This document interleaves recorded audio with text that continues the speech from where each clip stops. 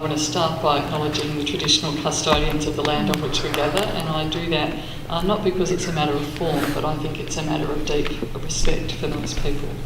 I want to thank you for the opportunity to talk tonight about the government's Clean Energy Future Plan. And I haven't had a great deal of opportunity to actually talk about the detail of the plan, which is a deep disappointment to me, because I think what we've seen over the course of the last few years is not so much that the science of climate change has changed, although in fact what we know from the scientists is that in fact the case is far worse than we originally thought back in 2007, but the politics of this debate has substantially changed. And because the politics of this debate has substantially changed, it's meant that the detail of the government's package has in fact been lost within the politics. So I'm going to spend a bit of time tonight talking about the elements of the package. I'm not going to talk about all of them because it's 100 pages of quite complex detail and you'll all fall asleep. But I do hope and encourage you all to have the opportunity, if you haven't done so already, to have a look at it, but also to talk about it, to actually show it to other people when you start to hear people make statements about what the government's doing, to actually direct them to where they can access the information from. I do just also want to start by answering the question that was asked before, which was far more about the politics of this, the science versus the polls. I'll start with saying, geez mate, if we were listening to the polls, do you reckon we'd be doing this? I'd hate to tell you, we're certainly listening to the science on this. The polls aren't too great on this at the moment. The plan that the government's put forward, which has been negotiated with the Multi-Party Climate Change Committee, which means it has the support of the majority of the numbers in the House of Representatives and the Senate, which means it will pass through our Parliament when the legislation is debated shortly. The plan has four main elements, and I want to spend a bit of time on each of those and then answer your questions if you have any. The first element is obviously the climate price itself, looking at who pays, how it works and how the government will use the revenue raised to assist households, to support jobs and to invest in clean energy programs. The second is the $13.2 billion of funding that we're providing for cleaner energy projects, including investing in renewable technologies such as solar, wind, wave and geothermal. Third is the energy efficiency measures open to small business, councils and other community groups that will help them to become more sustainable and reduce the cost of essential services like power and water. And fourth is the agricultural and land sector package, which will bring economic benefits to farmers and to other land users who reduce pollution or can store carbon on their properties. David's outlined very extensively the reason that we're doing this, but in fact I do want to spend a little bit of time talking about that. We do know that most Australians accept that climate change is real and that human beings are contributing. In May this year, the Climate Commission released a report called The Critical Decade, which provided the strongest evidence yet of these facts. And it showed global temperatures are rising faster than ever before, with the last decade being the hottest on record. In the last 50 years, the number of hot days in Australia has more than doubled. Sea levels have risen by 20 centimetres globally since the 1800s, impacting on many coastal communities. Another 20 centimetre rise by 2050, which the scientists warn is likely on current climate change projections, would more than double the risk of coastal flooding. The Great Barrier Reef has suffered from 9 major bleaching events in the past 31 years, where previously it had experienced none. And that it is now beyond any reasonable doubt that excess carbon dioxide in the atmosphere, caused mainly through the burning of fossil fuels, is what is triggering the changes we are seeing in our climate. In the report, the scientists warn a rise of more than 2 degrees Celsius in global temperatures will result in dangerous climate change, with more intense weather events like droughts, floods and cyclones. The report can be found at www.climatecommission.gov.au, and it lays out in comprehensive detail why it is vital that we take effective action in the next decade. Of course, there is a strong economic argument as well.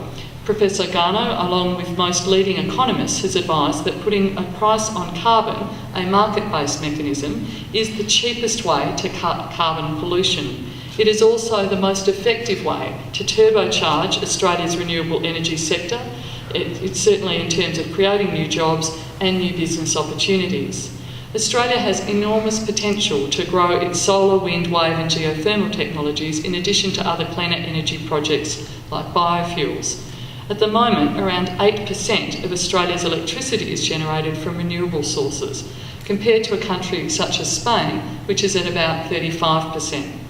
Above all, it is also about protecting future generations by ensuring we have a strong and competitive economy and a healthy environment for our children and their children to live in. With this in mind, we should remember that Australia produces, as we've been told by David, more carbon pollution per person than any other country in the developed world. And while we are responsible for about 1.5% of the global emissions, we are still one of 20 of the highest carbon polluters in the world, on a par with countries such as the United Kingdom, Italy, France and New Zealand. We are also one of 89 countries around the world, representing 80% of the world's emissions, including China and the United States, which have pledged to cut greenhouse gas emissions under the UN. No country can do it alone. We all need to do our fair share to bring down our global emissions, and that's why the government is moving to put a price on carbon. The first element of the government's Clean Energy Future Plan is the carbon price.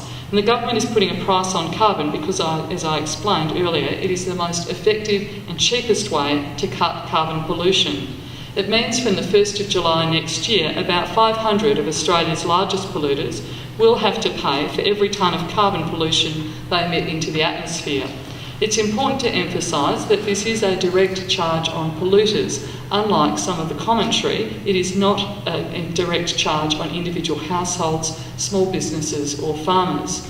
The starting price will be $23 a tonne, and it will rise by 2.5% in real terms over the first 3 years. The fixed period will end in the 4th year when we move to an emissions trading scheme, when the market sets the price. Putting a price on carbon pollution sends a price signal to the big polluters that they will no longer be able to pollute our air for free. And because companies will want to find ways to reduce this new cost, a carbon price will see many of these companies investing in cleaner technologies, creating new jobs and business opportunities. So we get less carbon pollution, a healthier environment and new jobs, and investment in renewable and other clean energy industries. The government has released Treasury modelling that shows the impact of a carbon price on everyday goods and services will be around $9.90 per week, or around 0.7% of CPI. We haven't tried to hide that. We do know there will be a price impact. That works out to be at about 80 cents extra a week on the average grocery basket and about $3.30 a week on the average electricity bill. And it is important to note that petrol for passenger and light commercial vehicles will not be subject to a carbon price. Because we don't want low and middle income earners to bear the burden of these price impacts, we will be using more than half of the revenue raised from the carbon price to provide assistance to 9 out of 10 Australian households, that is, to the people who will need it most. This assistance works out on average to be around $10.10 a week, meaning that almost 6 million Australian households will receive the assistance they need to deal with any price impacts. Sole pensioners will be receiving an extra $338 a year and pensioner couples $510. Self-funded retirees holding a Commonwealth Seniors Health Card, and that's not the Centrelink Health Card, it's the Commonwealth Seniors Health Card, Care Card, which has different eligibility criteria, will receive the same as pensioners and may also be eligible for tax cuts or the low income supplement. Job seekers will receive an extra $218 per year and $390 a year for couples combined, while students will receive up to an extra $177 a year. Single parents an extra $289 a year, and all people earning $80,000 a year will receive a tax cut, and most will receive a cut of at least $300 a year. We've also made changes to the tax system, lifting the tax-free threshold from $6,000 to $18,200, meaning an additional 1 million people will not have to fill in a tax return after the financial year. When combined with the low income tax offset, people will not have to pay any net tax until their income exceeds $20,542. This assistance to households is permanent, so when the carbon price goes up, so too does the assistance. And I particularly wanted to go through some of the detail on that because I think it's been missed in the debate about what actually the carbon price means and what actually the assistance and compensation to household means. And on top of our assistance to households, the rest of the revenue coming from the carbon price will be used to support jobs in high polluting industries that are exposed to international competition, and also to support clean energy programs. There's a $9.2 billion in assistance that we're providing to trade exposed industries, and that's been welcomed by many businesses and unions, including those who work in the steel and aluminium manufacturing areas. The second element of the government's plan is a significant investment in cleaner energy projects. We support a price on carbon because it's a market-based mechanism that will change the behaviour of companies that currently rely on high-polluting energy production. Companies, when making their investment decisions, will now look to cleaner energy technologies so that they can reduce their liability under the carbon pricing scheme. They will naturally want to get their operating costs down by polluting less. The government will also establish a $10 billion Clean Energy Finance Corporation to drive private investment in clean energy technologies. It's going to operate in a similar way to the UK Green Investment Bank by providing loans, guarantees and equity to help commercialise renewable and clean energy technologies. The corporation will be independent from government and be run on a commercial basis. Each project will need to go through a rigorous assessment process. The government will also establish the Australian Renewable Energy Agency to manage another $3.2 billion in funds for research and development in clean energy technologies such as solar and wind. It's a new agency that will bring together programs and funding from across a number of departments and will assist in making early stage projects commercially viable. Under our plans, we'll also be calling for tenders for the closing down of 2,000 megawatts of high polluting electricity generation. The third element of the Clean Energy Future Plan is about helping local communities to cut down on their own pollution levels and reduce energy costs. And of course, we've already had in our own local community, BREAZE, working significantly to do that. We've already seen many individual households, businesses, local governments and community organisations in this region doing great things to reduce their energy use. With this plan, there'll be funding of $330 million under our Low Carbon Communities program for local councils and communities to access competitive grants. Applications will be open for initiatives such as energy efficient upgrades and retrofits to council and community use buildings, facilities and lighting. The $330 million program has two new initiatives. The first is the Low Income Energy Efficiency Program, which will provide up to $100 million in grants to consortiums of local and state government community organisations, energy retailers and energy service companies to assist low-income households to reduce their energy costs. The second is a $30 million program, the Household Energy and Sustainability Scheme, that will help around 100,000 low-income households to better manage their energy consumption. Small businesses with a turnover of less than $2 million will also benefit from the new energy efficiency measures. These businesses will be able to plan an immediate deduction for assets less than $6,500, up from the current $5,000 threshold. There will also be a $40 million additional funding for the Remote Indigenous Energy Program to help those communities move off from diesel energy production.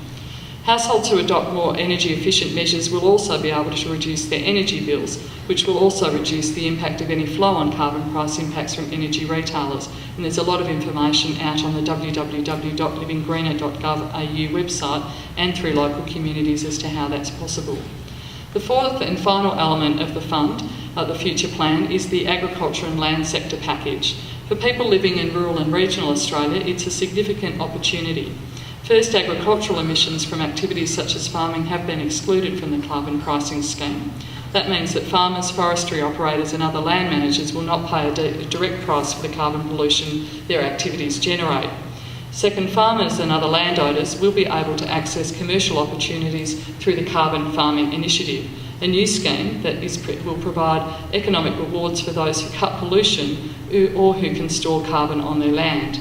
The Carbon Farming Initiative will allow land managers to earn credits which will be able to generate income from actions such as reforestation and revegetation, reduce methane emissions from livestock digestations, reduce fertiliser pollution and native forest protection, among other activities. A new and ongoing biodiversity scheme worth more than $1 billion over the first 6 years will also be established for projects that protect the outcomes from carbon pricing, from carbon farming. Whilst I've outlined here today the four primary elements of the government's plans to move Australia from an economy reliant on high polluting energy production to one ready to embrace a clean energy future, It is in stark contrast, I believe, to what's being proposed by the Coalition. It's worth, I think, giving some thought to what the differences are between the two political parties' plans to achieve what we hope is a bipartisan policy goal of reducing Australia's greenhouse gas emissions by 5% on 2000 levels by 2020. I say hope because there's sometimes been a bit of equivocation on the other side on the 5% target. Under the government's plans, the big polluters pay and individual households receive assistance. That means the big polluters change their behaviour by investing in cleaner energy to cut operating costs. Under the opposition's plan, ordinary taxpayers will be asked to subsidise big polluters so that they can buy credits to offset their pollution levels. This means the big polluters can keep on polluting. Under the government's plan, around 160 million tonnes of carbon pollution will be cut from the atmosphere by 2020. That's the equivalent of taking 45 million cars off the road, with Australia's car ownership being at around 12 million. This means that we will reach the 5% reduction target. Under the opposition's plan, emission levels will be higher in 2020, meaning they will have no chance of meeting their commitment. I ask you to take the time to actually learn a little bit about the package. I think there's been a lot of myths out there and it's actually been quite hard to some extent to get some of those myths exploded in the political context that we're currently in. So I do hope you take the opportunity to look at the package. It has one that is one that has gone through substantial and detailed negotiations, both with the environment sector, the industry sector, and through the Multi-Party Climate Change Committee. Certainly the legislation will be debated shortly, both in the House and then into the Senate. I certainly hope you take the opportunity to look at that debate, but it is legislation that will be passed. And I certainly look forward to seeing the Australian Government's Clean Energy future plans in place and to see the changes that will make both for our environment and for the economy. Thank you. I'm David Karoly and I'm a professor at the University of Melbourne, and I was giving a talk on climate change science and our, if you like, how the world is changing in terms of temperatures and climate change at present and what we're heading towards in terms of a hotter future. The key messages are that there is very substantial evidence everywhere we're looking of warming in the climate system, and that warming is primarily due to increases in greenhouse gases in the atmosphere due to human activity, burning fossil fuels and land clearing. And the other thing is that we know that with continued business as usual, we've got substantially greater warming. Around 5 degrees of warming above pre-industrial temperatures if we continue as we are with business as usual until 2100. But if we change our emissions, reduce our emissions, this decade is the critical decade for seeking to minimise climate change by reducing greenhouse gas emissions and trying to achieve the temperature target agreed in Copenhagen of limiting emissions to only 2 degrees. Ballarat's climate is headed to a much warmer climate, and while the magnitude of the average warming of about 2 degrees increase in temperatures, or 2.5 degrees increase in temperatures in Ballarat doesn't sound like much. What it means is for the high emissions, for business as usual scenario, we're expecting a trebling in the number of very hot days above 35 degrees Celsius in Ballarat, a trebling of that in 50 to 60 years' time. There's a number of things that people can do to have an impact through their actions on reducing greenhouse gas emissions. And the most important ones are to think about reducing their energy use, so taking actions to minimise their energy use, and that means turning off lights, choosing energy efficient appliances, using public transport, but there's not that many buses in Ballarat, but essentially thinking about using a smaller car than a bigger car, thinking about walking. But the main source of fossil fuel emissions in Victoria and in Ballarat is from using electricity, and therefore the choices we can make are choosing green energy or choosing zero carbon energy sources like wind power or solar power for our electricity generation systems, not using electricity generated by fossil fuels. The package that the government's put together, the Clean Energy Plan, is not just putting a price on carbon, but as a whole range of other initiatives as well. And these are all very, very important first steps in reducing greenhouse gas emissions. Putting a price on carbon is important, but so is enhancing regulation to improve energy efficiency and incentives for renewable energy developments and new technologies, and developing those into practical energy systems. But it's not enough. And what needs to be done is, first of all, to accept the plan, to vote it in as legislation, and then to increase the targets so that we rapidly reduce our greenhouse gas emissions. The Clean Energy Plan is an important first step, but much more is needed. I believe, based on action that's going on around the world and what is needed to reach the Copenhagen target of minimising warming to only 2 degrees, that the Independent Climate Change Authority that is planned in the new legislation is very likely to recommend higher emission reduction targets. So targets for even greater emission reductions than the 5% that has been planned under the current legislation. I would have said, based on current international action, that a 15% emission reduction target is already justified for 2020, and that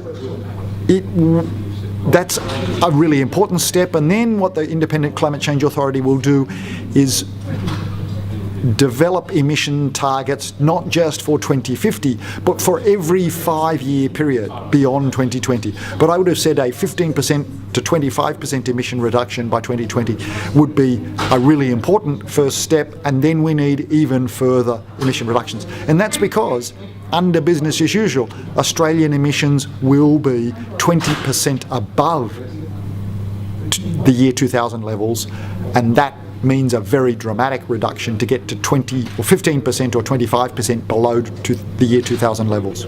There are lots of opportunities for Ballarat for a clean energy future, including obviously wind power and the developments that have already been initiated in surrounding areas, like through the Hepburn wind farm development and other community wind farms. But there are also developments and opportunities for investment in solar power. I know that organisations like BREAZE are involved in renewable energy opportunities, solar PV cells on roofs, but there are also opportunities for activities in local industries to look at cogeneration or trigeneration opportunities to reduce waste and then use whatever waste is being used to generate energy more effectively for the production systems that they're already using.